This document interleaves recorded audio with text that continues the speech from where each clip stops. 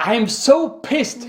That was the comment of a woman here on our channel who tried to get stronger contractions with the help of our tools, but apparently it did not work, right? Even worse, the few contractions she already had stopped after a while.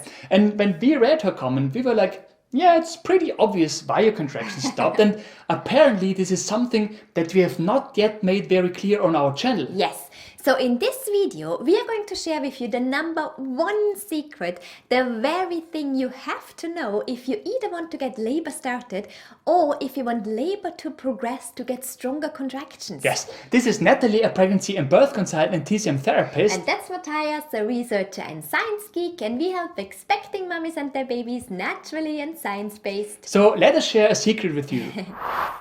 Alright, so here's the problem. If you want to get labor started, or if you want to get stronger contractions in case labor has started already, then you should be aware that there is one factor that could spoil things for you. So that means you can do all those exercises, you can try acupressure, you can do nipple stimulation and all the other things that we show you on our channel, but there is one factor which has the power to shut down your labor, and that factor is emotions. Yes, so we are talking about fear, anger, worries, pressure and the likes, right?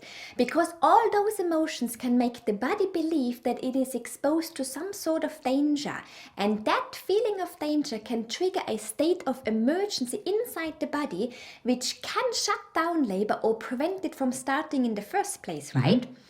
So in order for you to understand what we mean here, let us first look at an example from the animal world. To be precise, we are looking at mammals. Yes, so in order to give birth to a baby, a mammal will first look for some well-protected place to do so, right? For example, their nest. So now labor starts, the mammal is about to give birth, but then suddenly she smells the scent of a predator.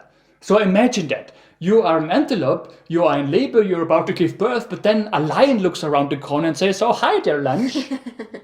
I mean, imagine that moment. Imagine what happens to your heartbeat. Right. You don't even think about your labor anymore, right? All you think about is, should I fight or should I try to escape? And so no matter your decision, your body's job is now to make sure that you survive. And in order to do so, it will activate your sympathetic system.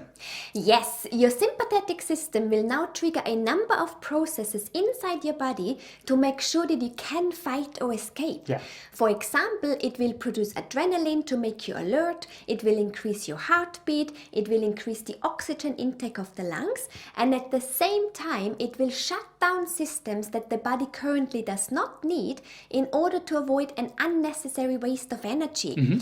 For example, you're not gonna need your digestive system right now, right? Yeah, you're not gonna take a dump while a lion looks at you like you're some sort of dinner, right? And for the same reason, your sympathetic system is also going to shut down labor so that you're able to fight or escape.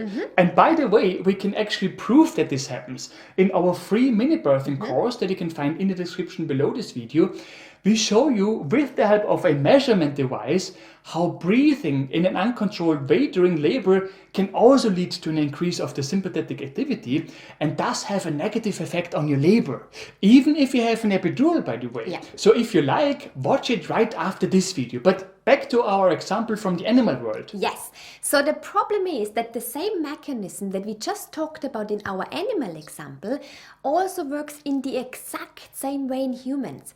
Now, of course, luckily nowadays, humans hardly ever experience any sudden life-threatening situations while they're in labor, right? Such as a lion wanting to eat us.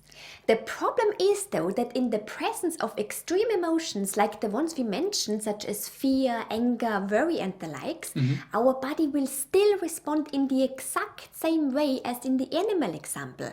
It believes that it is exposed to some sort of danger and it will activate the sympathetic system because it believes that we have to fight or escape. And this can either shut down labor or prevent it from starting in the first place. Yes, and this is what most likely happened to that woman that we mentioned, right? She was trying really hard to make labor progress. She was probably sitting on a birth ball by stimulating her nipples, and while her partner tried acupressure on her one side and her friend tried reflexology on the other side. But her contractions did not get stronger. As a result, she got really angry. This bullshit does not work. I'm angry, I'm pissed, stupid care about little ones. So what do you think her body did in that situation? Exactly. But this is just one of many examples. For example, a while ago, we met a woman whose labor stopped because she got angry with her partner at the hospital while she was in labor. What did her body do? That's right, it shut down labor. Or our favorite example, labor induction. Yeah, good point actually. Actually, a couple of months ago, we had a discussion with an obstetrician in which we told her, look, what you guys are doing, threatening women with a medical induction, that's counterproductive. Right. If you guys tell women, listen, if you don't go into labor by date X, we're going to induce you. I mean, what do you think is going to happen, right? Suddenly there's a lot of pressure in those women's head. Yeah. I have to go into labor because otherwise they're going to induce me.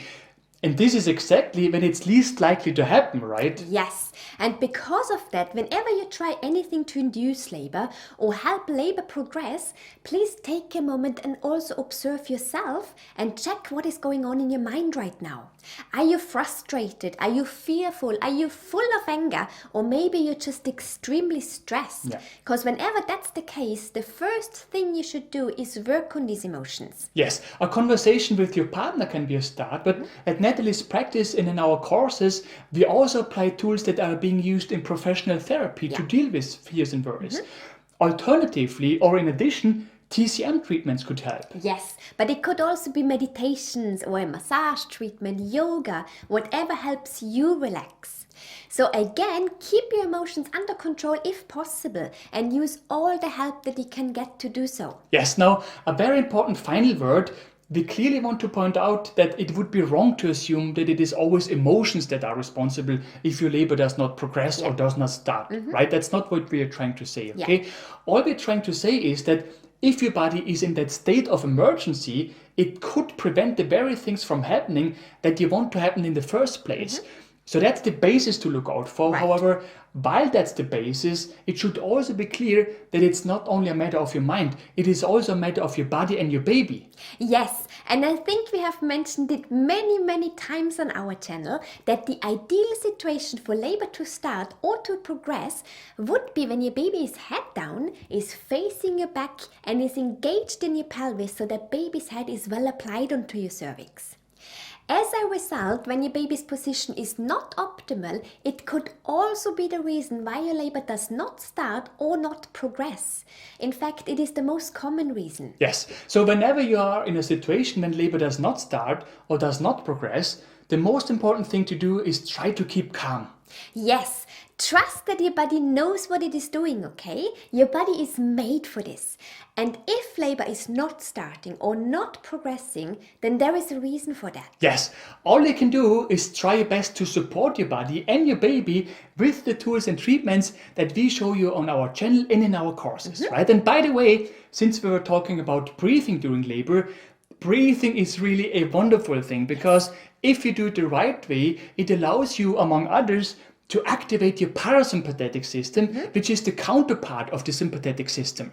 And if you know how to do that, then you can stay in control of your labor, which can be particularly important if you have an epidural, right? Right. And this is what we show you in our free mini birthing course. So if you like, watch it right now. Link can be found in the description below this video. Yes. If you have found this video helpful, we would be super grateful if you could leave us a like below this video. Yes, and for more useful tips and tools on pregnancy and baby related topics, make sure to subscribe to our channel and to hit the bell.